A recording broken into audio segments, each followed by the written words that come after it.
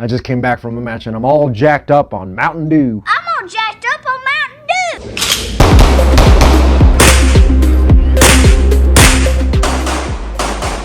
I'm just kidding. But you should absolutely, positively, 1000%, without a doubt, shoot in a competition. Before we get started. Magazine's empty. Nothing's in the chamber. Nobody panic. We can be adults. The TLDR of it, for those of you who have social media induced brain rot, is, or you should at least shoot in a competition if you're trying to get better at using one of these. And I absolutely recommend that if you are a total beginner, because one, it will encourage you to do better every single time, because there is the accountability of having the experience of shooting around better people who are far more capable than you, who will probably show you or exemplify what is better and will encourage you to do better because maybe you lost, you felt like you could do better. There's also the accountability of community that makes you feel like there is something better to strive for than just the small fishbowl that you live in when you're at your flat range shooting off of a bench. There is a little bit of a bonus tip at the end of this as far as discussing getting better at shooting. Now, the reason why I like competition so much and the reason why I got into it to begin with was when I used to powerlift. When I started powerlifting, it was this wave of heavy lifting and fitness that caught on. That was the big trend at the time, and people were opening gyms and people were starting fitness programs. And what came of that was when people started training, they got into powerlifting, and they would always encourage people to compete as soon as possible just to try it. And also it gave them an understanding of what the demands of the sport were.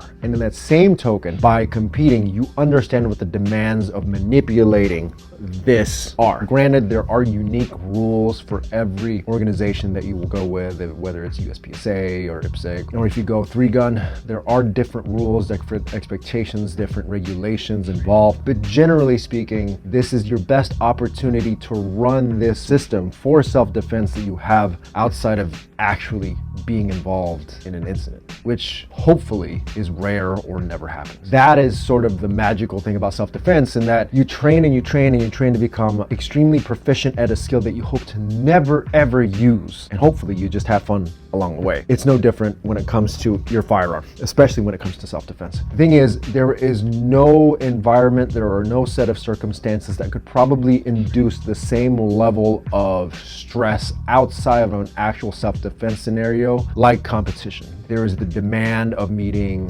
the safety rules, there's the demand of meeting the standards for the competition itself, and there's also the demand of having other people within that particular community watch you and have that pressure of other humans observing your movements. Another aspect that is absolutely crucial is that it does create a sense of responsibility and accountability, because you're having to use this tool in a dynamic set of circumstances and having to meet the standards for that particular competition, that match for the particular stages that you're running. And there really has been no other environment where you could do that. Now, in traditional martial arts, or like in Jiu-Jitsu, you have the opportunity to practice the moves that you learn for the day on the mats, and you can actually try them on other opponents. You can't exactly use that on other humans. There are very small and unique circumstances where you can do force-on-force training, and that's in very specialized environments, under very specialized circumstances with very specialized tools. That is available, and it's becoming more and more available for civilians if you're interested in that.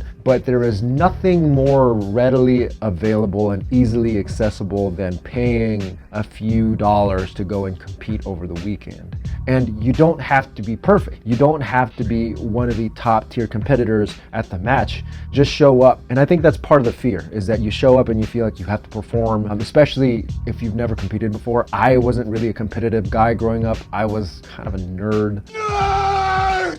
I kind of kept to myself. I thought competition was sort of reserved for knuckle-dragging chads who really didn't care about anything more than just showing off who was the better moron than the other. The thing is, I know this is a cliche, but if you run your own race and you compete with yourself and you pay attention to the things that you need to learn, and you pay attention and use the competition as a way to keep track of what you need to understand and what you need to implement when it comes to an actual self-defense scenario. The speed of your draw, your accuracy, the way that you grip your firearm, the way that you holster your firearm. All these elements have to come together as seamlessly as possible within the context of the competition. It's the best environment that you can actually have to challenge yourself to be better at those things for actual self-defense scenarios. Because what if you actually are in a self-defense scenario? What if you have to protect your family? What if your family is in peril and you have a gang of attackers that are swarming you and they're about to kill you?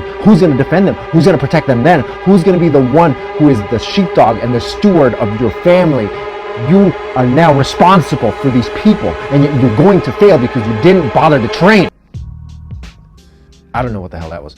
Anyway, so it is absolutely important that you develop the skills around your firearm. And since there's no real environment where you can challenge yourself in that way, competition really provides the stimulus for you to push the limits of what you know and your skill so that it can become more ingrained, so that it becomes second nature to you and just comes naturally in a moment of crisis. The other element of it, the human element of competition, is really cool. I've experienced this multiple times before doing 3-gun, and tonight's competition really reminded me of that, because this was the first time in this particular match that I actually got some unsolicited advice from someone about my performance. But it was cool because ultimately you realize that everybody here, regardless of their skill level, is actually trying to not just better themselves, but is more than willing to share some ideas, to give some suggestions on how you can be better. And I had a gentleman, I'm so sorry if I can't remember your name, who actually gave me some pointers on my performance. He told me that a lot of my fundamentals were really nailed down, and that as far as the competition is concerned, if I learned to move and shoot more often and more consistently, my speed would improve as far as completing each stage. And while scrutiny can sometimes create this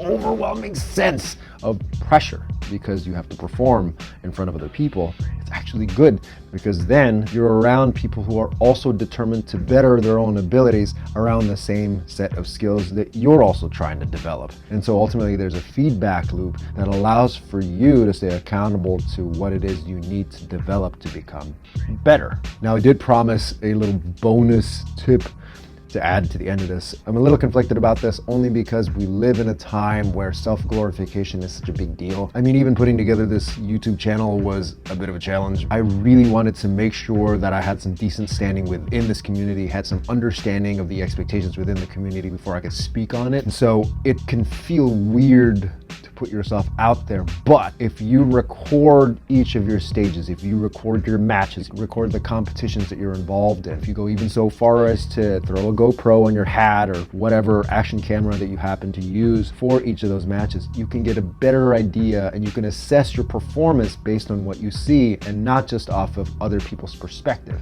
Because maybe, and this is something that I've realized, I was able to connect someone's critique with my own performance when I got to see where my faults were mid-stage. So I'm able to see my performance in the video and see how I performed for that particular stage or that particular competition. And I remember how I fell apart at that particular part of the match. And I recall some feedback that maybe someone had. I can put it all together to have a more concise and more accurate assessment of the situation and can come to a better conclusion of how to address the problem, if there is a problem, or just to improve for next time. Because ultimately, like I said, outside of any unique competition expectations or standards or regulations, these things will come in handy when it comes to actual self-defense scenarios. So record yourself. And extra bonus to the bonus, share it on your social media. If you're not the social media type, think of it as we'll have a tendency to share our accomplishments, share graduations, share your kids' first few steps, the first time you ever drove a car. These first, we have a tendency to share. This is no different. You're cultivating a new skill. Imagine yourself as someone who's brand new on this particular journey. Go ahead and share that, because having the accountability of other people and also having the praise of other people who might not necessarily understand what this is, and yes, there will probably be some criticism from people who aren't necessarily supportive of this new hobby that you just picked up. Yeah, that might happen. But having that extra layer of accountability to have potentially people in the broader community take a look at your performance and either say, hey, good job, or saying something like you need to get a better master grip on your firearm, at least it gives you some greater depth of understanding of what it is you need to do to better your performance. And ultimately, the reason why competition is so good is not necessarily for the competition itself. It's not necessarily to win, and those are nice and those are beneficial, and it's actually yet another bonus to be able to see yourself progress over time as you go from one match to another, from one competition to another, and see yourself get better every single time. Those are actually good things, because now you have a way of determining your improvement and seeing how much you progressed along the way. It helps to have that, especially if you're tracking it on something like your social media, where people can talk about it and reminisce about when you first started and how far along you've come on this particular journey. If I haven't beaten this dead horse enough, absolutely positively compete. If you have an opportunity, as soon as you can. Generally speaking, all over the country, there will be competitions, there will be organizations that set these things up. And even if you're in a more restricted area where you're not allowed to compete with firearms, there are places where you can compete in things like airsoft or with BB guns. It's not about the competition. It's just about holding yourself accountable and also putting yourself in an environment where you can challenge yourself to be better, have standards and regulations set for you to meet to get better, and also have other people with a common goal of bettering their own skills who can give you their input and their feedback and their insights so that once again you can get better. Thank you so much for checking out this video. I appreciate your feedback, and I appreciate you for taking the time out of your day for watching my goofy self talking into a lens in a room all alone when you can be doing anything else. So if you wouldn't mind, give me a like. If you have any suggestions, questions, concerns, whatever it may be, feel free to write those down in the comment section below. And if you like this and are actually finding this informative, or just want to help me out, because it does help me out, go ahead and subscribe to the channel. This has been Mark, and I will see you soon.